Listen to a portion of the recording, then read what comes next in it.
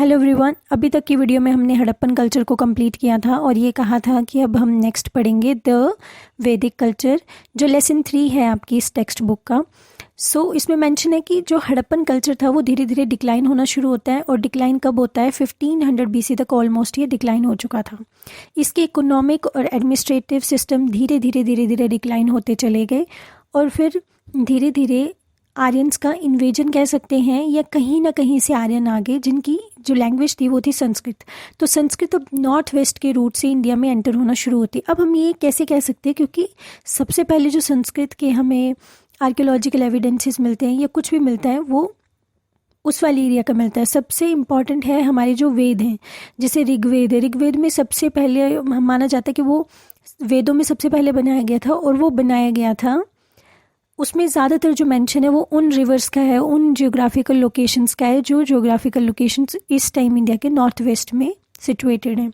तो इनिशियली कहा जाता है कि इंडो आर्यन जो पीपल थे ये बहुत ही कम नंबर में आए, लेकिन धीरे धीरे ये नॉर्थ वेस्ट माउंटेन से होते हुए धीरे धीरे ये पंजाब वाले एरिया में सेटल हुए और धीरे धीरे 6th सेंचुरी BC तक ये आगे नॉर्थ इंडिया में बढ़ते बढ़ते इन्होंने इंडो गंगेटिक प्लेन तक अपने आप को सेटल कर लिया।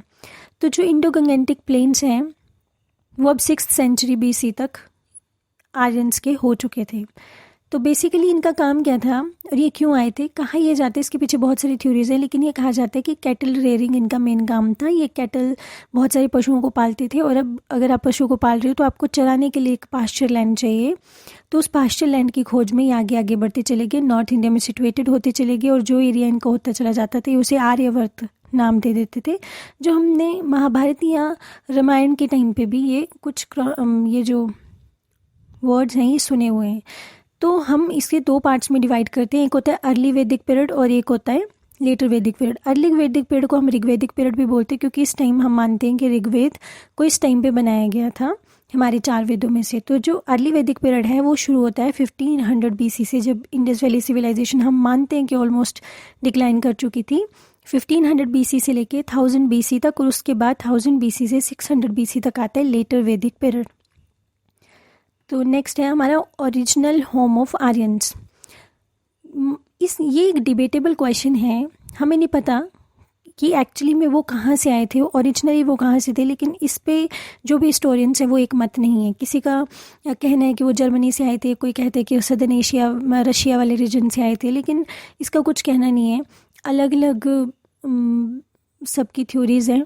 तो इस बुक में जो मेंशन है कि बाल गंगाधर तिलक ने कहा था कि वो आर्कटिक रीजन से आए थे अपनी कुछ एस्ट्रोनॉमिकल कैलकुलेशंस की वजह से, लेकिन आज सब लोग मानते हैं कि शायद ये रशिया वाले एरिया से मे बी वहाँ से आए होंगे।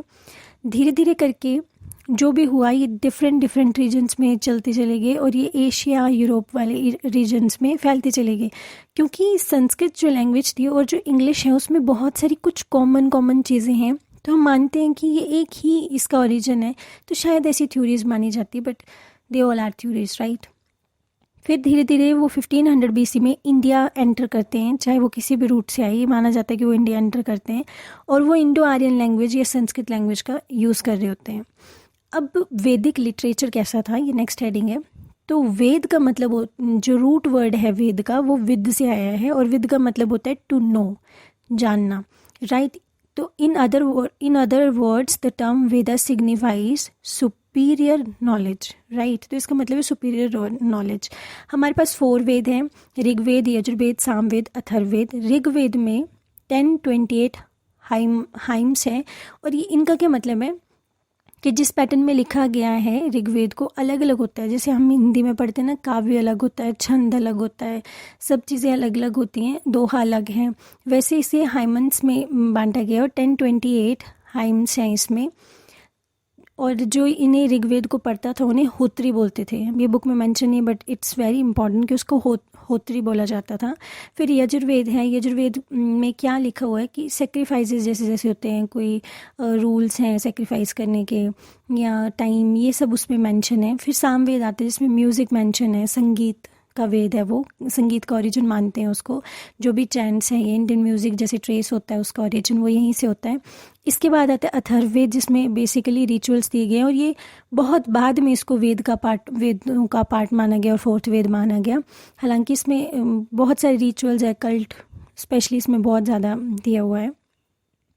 इसके बाद वेदों के बाद भी हमारे पास बहुत सारी और भी चीज़ें, हमारे पास पुराण हैं, उपनिषद हैं, अरण्यक हैं, ब्राह्मण हैं, एपिक्स हैं, रामायण और महाभारत। पुराण तो खैर बाद में आते हैं गुप्तास के टाइम पे। फिर उसके बाद जैसे ब्राह्मण्स हैं, इसमें सेक्रीफाइसेस या सेक्रीफाइशियल सेरेमनीज़ के बारे में है, प्रेयर्स के बारे में लिखा हुआ है। उपनिषद का मतलब, उपनिषद मतलब साथ में बैठना, तो उपनिषद का मतलब ये होता था। तो ये बेसिकली जो हमारे वेद हैं उन्हीं को आगे डिफ़ाइन किया हुआ है, उन्हीं की डेफिनेशंस हैं आगे, उनकी एक्सप्लेनेशंस है, तो उन्हें उपनिषद बोलते थे। अरण्यक फिर एक चीज़ है, अरण्यक में, अरण्यक को मतलब वन को अरण्यक बोलते थे, जो फॉरेस्ट में बैठ के लिखी जाती थी, फॉरेस्ट में बैठ के जो रिचुअल्स किए जाते थे या कुछ भी जो फॉरेस्ट से रिलेटेड चीज़ें थी उन्हें अरण्यक्स में लिखा गया है। और फिर रामायण और महाभारत तो हैं ही, रामायण वाल्मीकि जी ने लिखा है और महाभारत लिखा है वेद व्यास जी ने, राइट। अब शुरू होती है ऋग वैदिक एज और अर्ली वैदिक एज। ये 1500 BC से 1000 BC तक रहती है।